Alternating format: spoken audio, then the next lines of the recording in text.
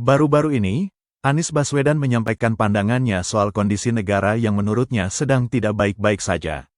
Ia menyoroti berbagai persoalan yang dirasakan masyarakat dan mengajak semua pihak untuk lebih peduli terhadap arah bangsa ke depan.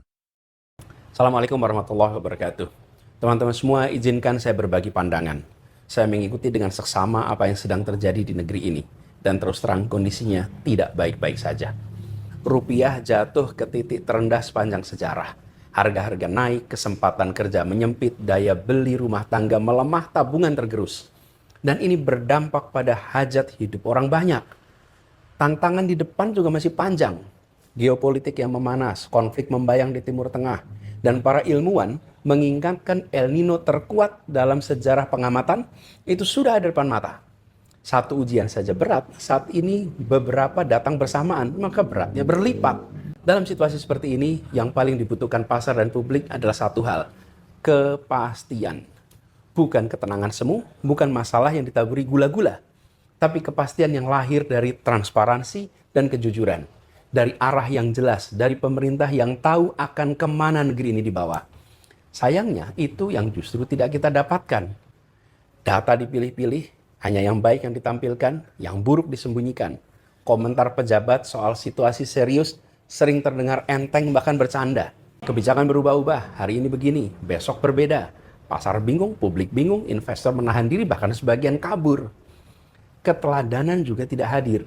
Di saat rakyat diminta berhemat mengencangkan ikat pinggang, pemerintah justru sibuk dengan hal-hal yang bukan prioritas. Pemborosan di atas, pengetatan di bawah. Ini tampak sebagai ketidakpekaan. Peringatan sudah datang dari mana-mana. Dari ekonom dalam negeri, dari lembaga keuangan internasional, dari media-media nasional dan internasional yang mengamati Indonesia.